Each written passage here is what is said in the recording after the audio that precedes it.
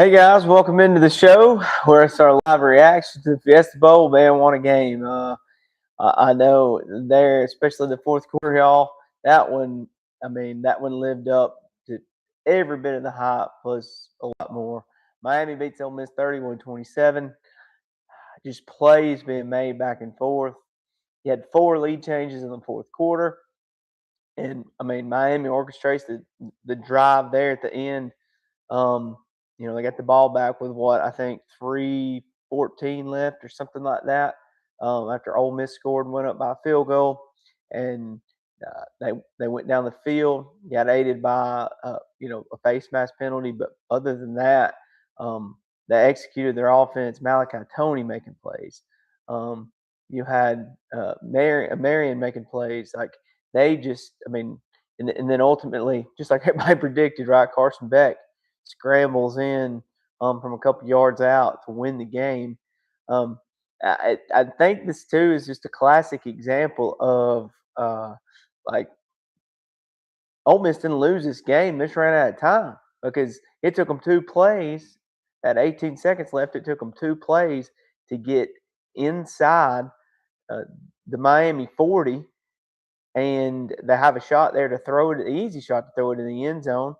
Um, I, I wasn't necessarily a fan of the angle of the concept or whatever it was. I don't know if it looked like a sort of like a Hail Mary type play, but it looked almost like they were trying to get Stripling in the corner there, and Shamlis kind of threw it out of bounds. But man, just the execution on both sides there in the fourth quarter. It was 17-16 Miami heading to the fourth, and and from that point on, man, they're just both teams making plays.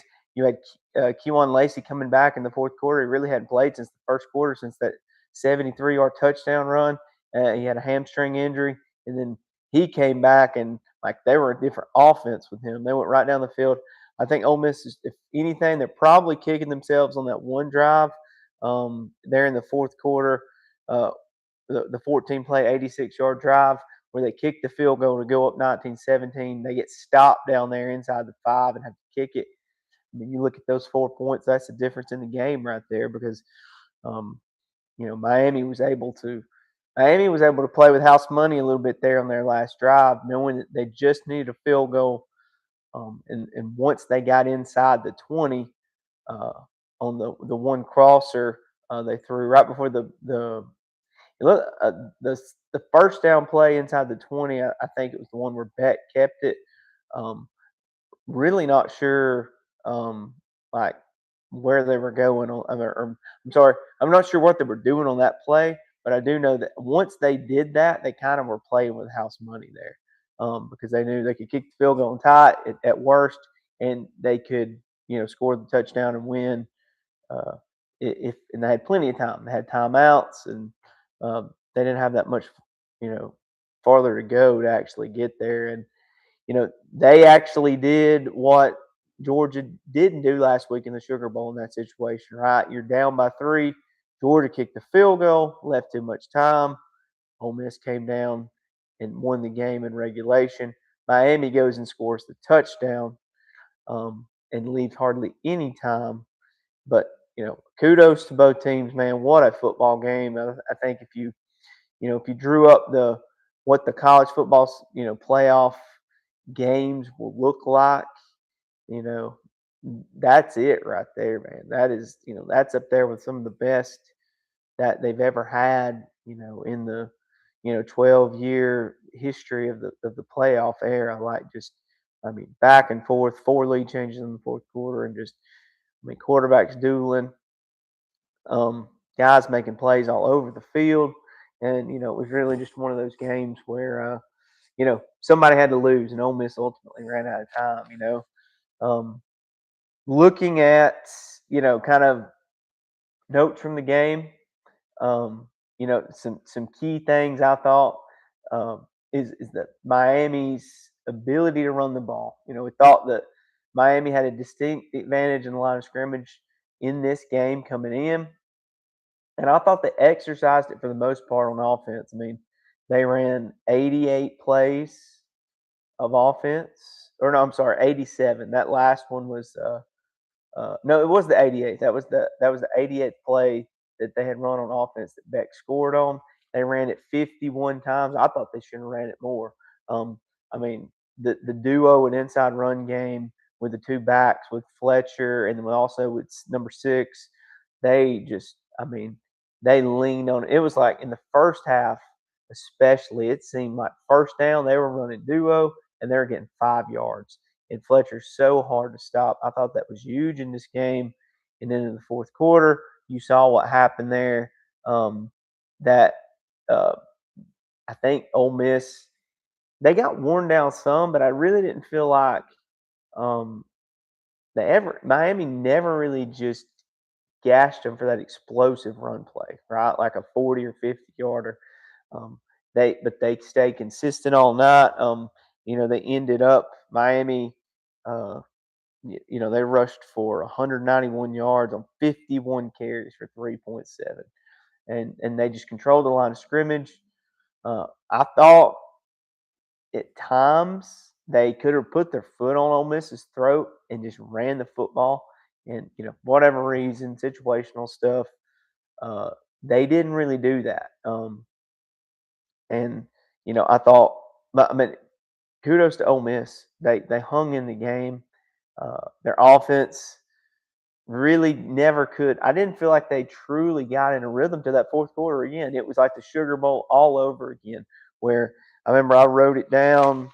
I think it was the first drive that Lacey was in there in the fourth quarter that, they hit their first back shoulder, right? And I wrote down, I said, uh, Shamlis is heating up because he hit that back shoulder. He come right back and he hit a crosser on the next play. And like they were right down the field, um, you know, and that was the 86-yard drive they ended up kicking the field goal on. But it was like things finally started to click again for them. I thought Shamlis made a ton of plays with his legs. You know, a lot was talked about with Bain and Mesidor on that defensive line.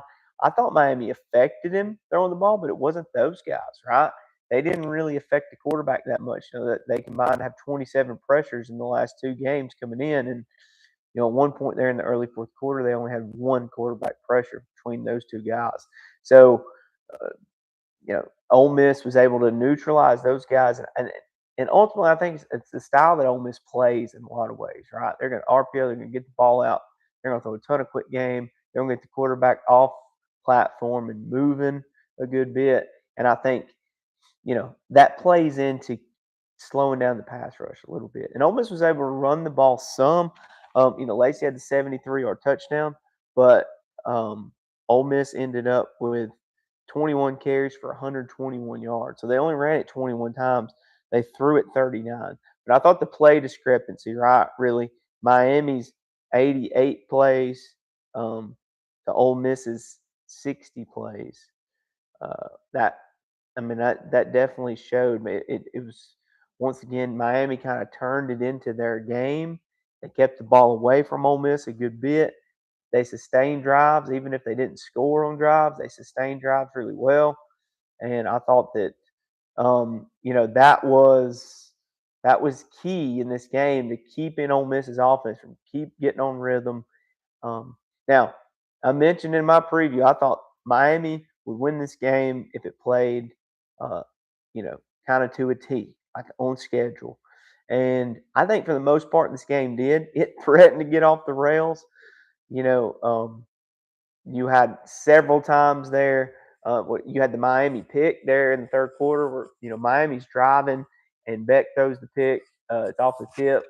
Sorry, I'm adjusting my uh, shirt here. The benefits of going live, right? But I thought that, and then Ole Miss hit some of those back shoulders. There were a couple times Miami had interceptions right in their hands in the secondary of Shamlis and couldn't hang on. And you get the targeting call on Miami on that one drive, and the bank field goals. The Ole Miss kicker hits the first one and off the upright, misses it, and comes right back the next series and hits it off one upright and banks it in from like 50, whatever it was, 52 yards out. Just nutty stuff like that. You just kept thinking like, Ole Miss is this is their game. This is the Disney movie right here. Um, but I thought that for the most part it stayed on structure, and um, even though you get that late drive by Ole Miss, Miami they kind of did what they do on that last drive and kind of came down the field and did what they had to do to win the game. I thought guys kind of going through the game. Miami's first drive, they got the field goal, 13 plays. I think they went 3 and out the second drive. The third drive, 15 plays, um, touchdown. So I mean, already they were starting, and I was kind of making note of that early on. They were really controlling the game and keeping the ball from Ole Miss. I thought duo and zone. I mean, Miami can run that every single play. Those guys were just going forward. They're hard to tackle. That offensive line is nasty and knows how to move the pile. And I thought the game plan for Miami seemed to be, they were committed to the run and those high percentage throws, just like they were against Ohio State. But then I thought when they needed to, you know, uh, they went to their drop back game, or they allowed Beck to throw it downfield some. Now he didn't hit on everything, but they did hit on enough big plays, that it ended up, being a big deal um, for him. I thought, the touchdown. I guess it was the 52-yard touchdown pass to Marion, right? Where Beck gets pressure, he breaks the pocket to his right, he keeps his eyes downfield, and they did the little vertical switch. They did formation in the boundary. They put 3 receivers in the boundary. Marion was number 3, and they sent number 2 to the numbers, and they sent Marion up the pipe in the middle of the field, and they sent number 3 across to try to take the safety. And sure enough, Marion popped. They tried to run the safety with him in coverage from low. Or I think it was the nickel. It was a low player in the secondary, and Beck just kept the play alive, got outside, and made a great throw and touchdown. So that was some stuff that we haven't seen from Miami. Malachi Tony. I mean, what can you say about that guy, man? Like last week, it was the fumbles the last couple games, but tonight, I mean, he makes every play. He does everything well. When they throw him those screens, where they love the one where they pull the guard, they get the other 4 out, and man, they get the ball out quick. It's not like a slow screen; it's fast. But the linemen are getting out there. The one touchdown he had in the fourth quarter on that was just a thing of beauty. He blocks. I mean, the guy they put him at sniffer. They put him in its. They put Tony in at sniffer and let him go insert on linebackers and block. I mean, it's a beautiful thing. And the catch there in the last drive where they reviewed and said he didn't catch it. I mean, that's just they call that thing a catch for how awesome it was, man. It was uh, that dude's just a player. His NIL, he's going to be like dang Scrooge McDuck's kids, just diving off in the money vault because pay that guy whatever he's worth, man, whatever he wants. Like he's that good. I thought some stuff in this game. Miami in um, they lived in like 11 personnel with a sniffer with the receiver sort of condensed, like the 2 receivers to the same side of the sniffer, or even the opposite side of the sniffer is condensed, and they were running zone and duo. They were RPOing out of it, or um, they would run stretch to the single receiver side, and then they would run like condensed bubble with number 3 running the bubble um, from the other side. They did it sometimes into the boundary, the RPO with the tight end running the arrow, and I thought they did and they did some play action out of that. They did some stuff where they faked the toss to the boundary and had the 3 receivers run like vertical switch verticals. Um, I thought it was, Shannon Dawson. I thought he had a great plan. Now, once again, I think you can probably go back and look at some points in this game. Miami had the chances to really put their foot on the gas with the run game, I think, and kind of pound Ole Miss in the dust. And they didn't do it. I think a lot of people talked about the Sugar Bowl last week. Why didn't Georgia just keep running the ball? Well, 51 and 52 for Ole Miss were giving them all kinds of trouble up front, and they couldn't block them consistently. And that's why. But tonight they took care of everything. Miami, you know, Harris and Eccles, they didn't make very many plays in the inside at all, and Miami was able to control them for the most part. And I think if Miami runs the ball 65 times in this game, they probably win this game by 2 touchdowns because I don't believe Ole Miss really had an answer for their run game and for their zone stuff. Um, Keyone Lacy, man, he is so tough. They are a different team. Ole Miss is when he is in there. I mean, you could just see Ole Miss pretty much abandoned the run game uh, when he was out with the hamstring and couldn't go. I mean, they did a ton of drop back, which they do, but they mix in the run so well, and they didn't do that while he was out. And you know, I thought that really hurt them. Um, and basically, I think Ole Miss, if they have Lacey for this whole game, could be a different story as well, right? That guy, it's just like last week in the Sugar Bowl. I thought Chambliss and Lacey were the two best players on the field, with Stribling, the receiver, pretty close behind, right? And he showed up tonight too in the second half. He didn't hardly get a touch in the first half, and then man, in the second half they got him the ball, um, and he tore it up and made some big plays for him. Um, I really do think that um, Miami's ability to stay on schedule and run for 4 or 5 yards on first down, give Beck high percentage throws. Their screen game is so good, and they're not afraid to keep going back to it if it's working. Um, that's the recipe for them to win, man.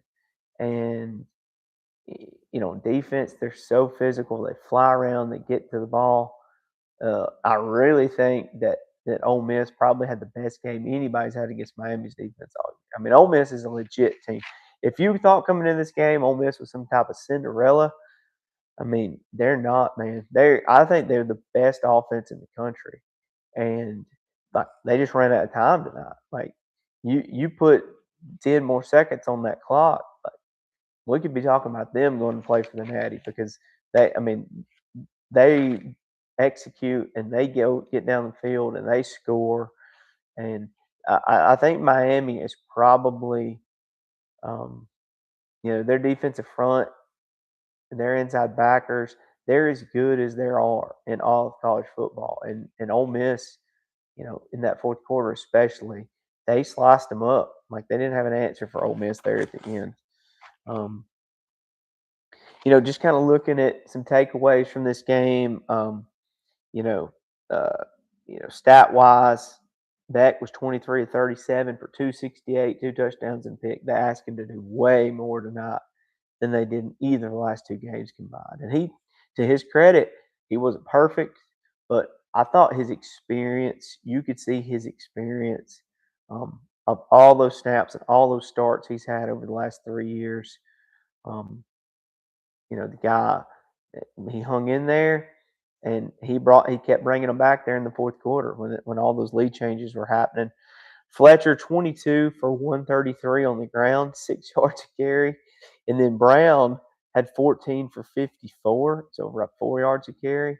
I mean, they pounded the rock, and like I said, they never really got that big explosive run, but they were just so consistent in getting 4 or 5 all night long. Uh, you know, Marion and Tony were just unbelievable. Last game was the C.J. Daniels game against Ohio State, and Tony was kind of kept in check. But man, tonight they just figured out ways to get him the ball. Like I said, the tunnel screen for the touchdown was just a highlight reel play, and I mean, I thought he was super special. On the other side, Chambliss went 23 or 37 as well. So both quarterbacks had the same exact completion and attempts. Um, for 277 and a touchdown. And then on the ground, Lacey 11 for 103. Of course, he had the 73-yard touchdown, but then nobody else had more than 10 yards rushing.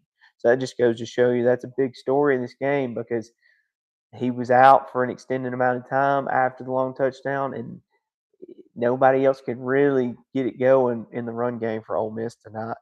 Um, Stripling ended up with 5 for 77. Didn't quite go off as much as he did in the Georgia game, but I thought in the fourth quarter, especially, he came on and made plays for them. And then, kind of looking overall at, uh, you know, stats of the game, like third downs, Miami was 11 of 19 on third down. I mean, and 2 of 2 on fourth down. So, I mean, unbelievable third and fourth down efficiency by them.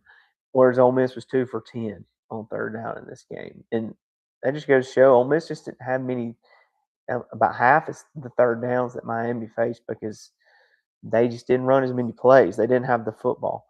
Um, Turnovers were not a huge story. There was the one tip drill pick there in the red zone that Miami probably wanted back, but it wasn't a huge deal. Time of possession, Miami 41 minutes, 22 seconds to Ole Miss's 18 minutes and 38 seconds. Just dominance in game control in terms of controlling the football, uh, and just an unbelievable game. Guys, if tomorrow's semifinal and the Indiana and Oregon is anything like this one, man, we've got our money's worth in this. Like, and I think we kind of, we talked about it all week that this was all four of these teams could feasibly win the national championship without much shock going into it. And I really do think that uh, you could flip a coin in this game, and either of these teams are national championship caliber teams in 2025. And I think tomorrow night is kind of similar, right? So that's our reaction to the Fiesta Bowl. Just an awesome football game to watch, and you watch.